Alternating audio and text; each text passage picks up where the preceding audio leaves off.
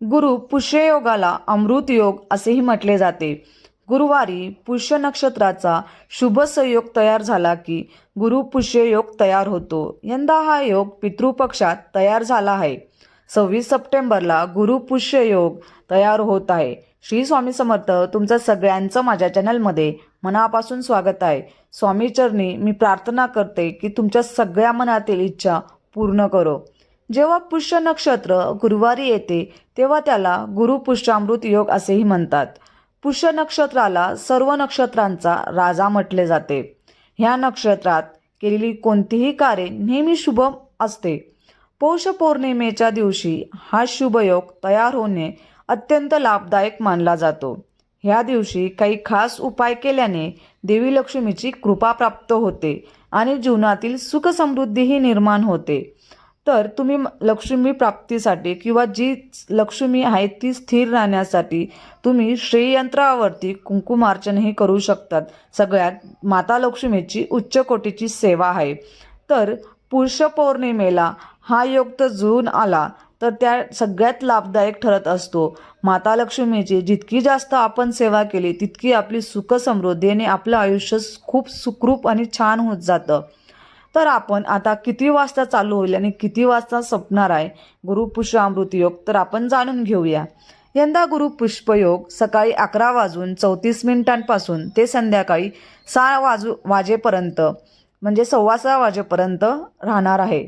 ज्योतिषशास्त्रानुसार ह्या योगात केलेले कोणतेही कार्य सफल होते आणि धनप्राप्ती होते. तसेच ह्या योगात काही गोष्टी चुकूनही करू नका, अन्यथा संकटांचा सामना करावा लागू शकतो. तर चला जाणून घेऊया त्याबद्दल सविस्तर माहिती. तर गुरुपुष्य अमृताच्या दिवशी आपल्याला काय करायचे आणि काय करू नये तर जाणून घेऊया. कारण की तुम्ही हा व्हिडिओ शेवटपर्यंत आवर्जून बघा, म्हणजेच तुम्हाला सगळे प्रश्न सुटतील आणि सगळी माहिती मिळेल. तर माझ्या चॅनलला जर तुम्ही नवीन असणार तर लाईक, शेअर आणि सबस्क्राईब करायला अजिबात विसरू नका. तर चला व्हिडिओला सुरुवात करूया.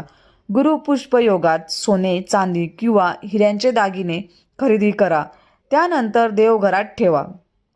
गुरुपुष्प अमृत योगावर गुंतवणूक करणे शुभ मानले जाते. ह्यावेळी तुम्ही सोन्यात किंवा पैशांमध्ये चांगल्या प्रकारे गुंतवणूक करू शकतात.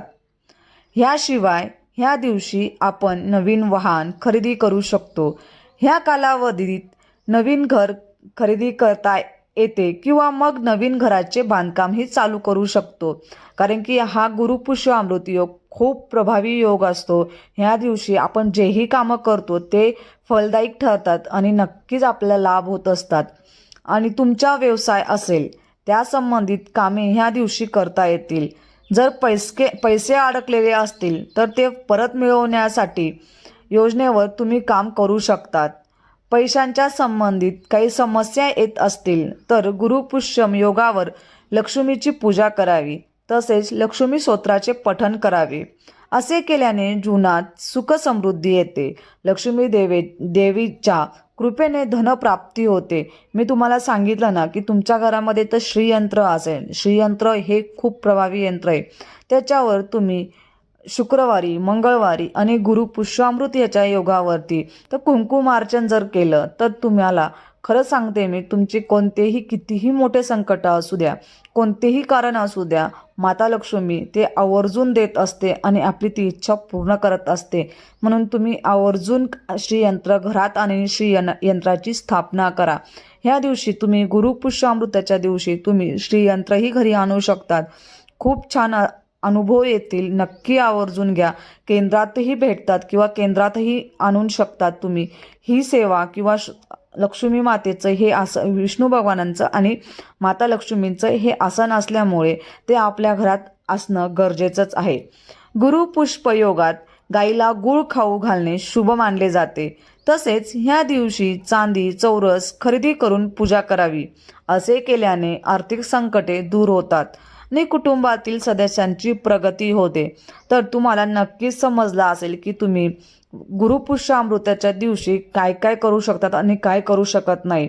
ह्या दिवशी आपल्या गुरूंचीही भरपूर सेवा करायची आहे. स्वामी चरित्र सारामृत ह्या ग्रंथाचं तुम्ही आवर्जून पठण करा. एक पाठ केल्याने, कारण की ह्या दिवशी आपण तर काही घेतलं नाही तर महाराजांची सेवा केली तरीही तुम्हाला तितकंच फळ मिळणार आहे. म्हणून तुम्ही सेवा करा. सेवा केल्याने खूप जास्त फळ मिळतं.